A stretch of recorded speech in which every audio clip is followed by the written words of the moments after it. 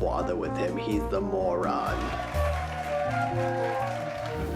Hi everyone, welcome to my YouTube channel, Danny with the Record Player. I'm Danny, this is my record player, and in case you haven't guessed it by now, this is a channel about movies. And what better film to kick off the inaugural review than with one of the biggest, if not biggest, film of all time, Avengers Endgame. And since it's one of the biggest, it goes without saying that it's one of the longest, so let's just jump right into it. There's a lot to unpack here. Also, spoiler warning for not just this movie, but all these other movies as well. Endgame begins 23 days after the events of Infinity War, but most notably now following the infamous snap that obliterated half of all life in the universe.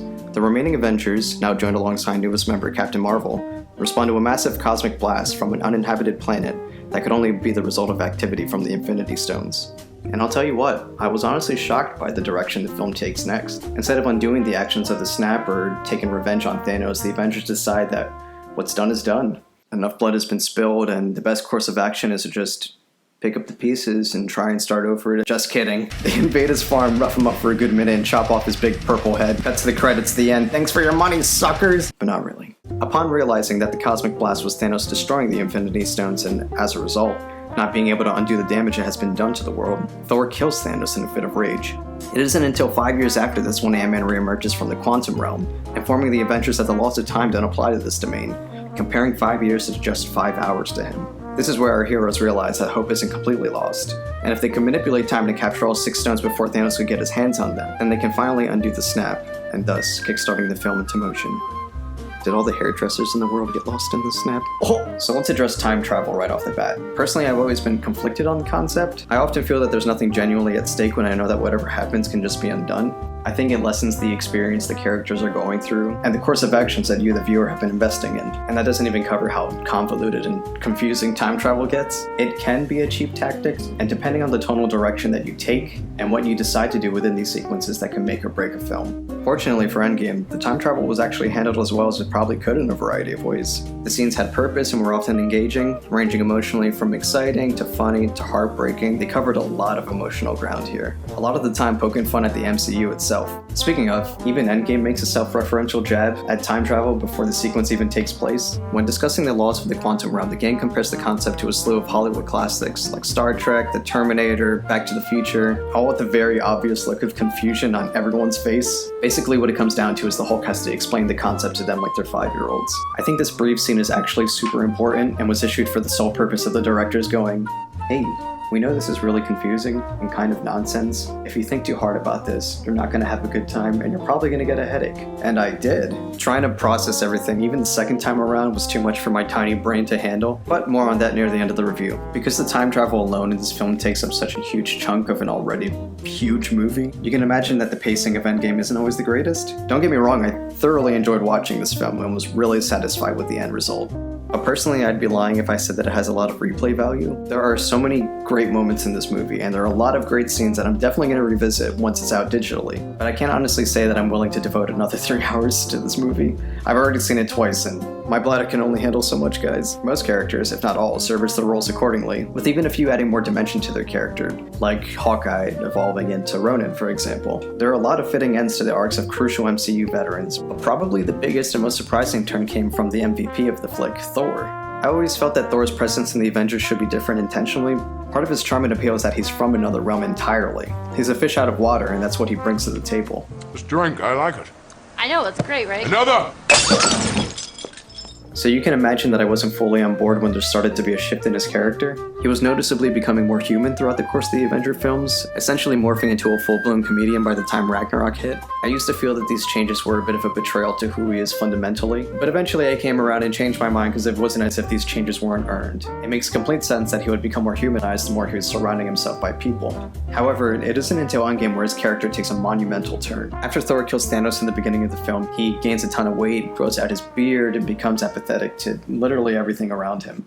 Now, I won't argue or debate on whether or not the decision to make him this lumbering goof exploits someone who is obviously suffering from PTSD and has an alcohol addiction, but instead focus on what I feel the directors had intended for this character and why this happening to Thor of all characters is really significant. You have to take into account that at this point in Thor's story, he's been to hell and back, being physically bested by Thanos, having his brother die at Thanos' hand, having almost all of his people slaughtered by Thanos, and then coming short in defeating him. The very mention of Thanos' name almost paralyzes Thor with fear when we see him after the 5-year jump, after he reluctantly agrees to join the Avengers to help recover the Infinity Stones. It's in his portion where he comes across his mother, who immediately knows he's from the future, from maternal instinct, pretty much. He breaks down to his mother, telling her all about his shortcomings and how much he's failed as an Avenger, as the God of Thunder, of everything that he's supposed to be. He's supposed to be the almighty Thor, and now, like, look who I am. I don't have any hope. I don't have any purpose.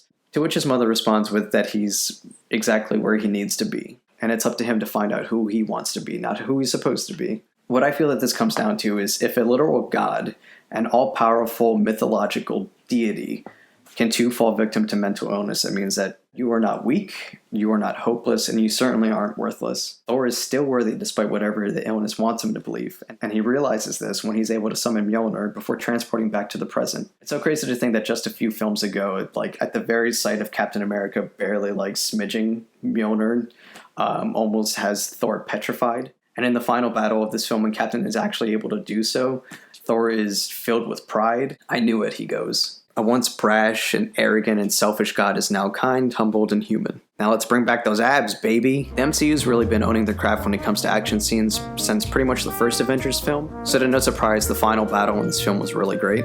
This is coming from someone who prefers smaller, more intense, and more intimate battles. It's Kylo Ren versus Rey at the end of Star Wars The Force Awakens. Even in the MCU, it's Captain America versus the Winter Soldier and Captain America the Winter Soldier. Giant CGI battles can be dizzying or just a bit of an eyesore, but the final scene here has a lot of really great fan service moments, a lot of resolution to some of the storylines that happened in the previous films, and a lot of really great choreography. You could tell that there was a lot of scope and design with how this final sequence is supposed to go, and as it should go, seeing that it's the final battle that's 11 years in the making, and it hits every single note that it should. Sad, happy, exciting, it does it all. Overall, I really feel that this installment was a fitting finale and made for a very bittersweet end to an era. Granted, this isn't a perfect film. Like I had mentioned before, I think there are serious pacing issues, and I think that the time travel can still be a little convoluted, especially when you're trying to appeal to a wide demographic from adults to kids. Now, I don't think these things ruin the movie. I think they just bog them down a little bit. In the hands of lesser directors, I think it could have been way worse, and this film still largely works despite these things. Through patience and meticulous crafting, the MCU has become the biggest film franchise of all time, and I think for that, Endgame is an unparalleled success, unlike any film we've ever seen and quite possibly will ever see again. And in the immortal words of Forrest Gump, that is all I have to say about that. So that's about it. Those are my thoughts on Avengers Endgame. Tell me what you guys think in the comments below. Tell me if you like this review. You can tell me if I sucked. Now's your chance. If you don't feel that I sucked, you can like, share, and subscribe. Show it to your friends. I plan to have a video out once a week, bi-weekly the latest. And I think that should do it for this review. Thanks everyone for watching. I really appreciate you taking the time to watch this. I look forward to making more of these in the future. And thanks again for watching. I'll see you guys later. Till next time.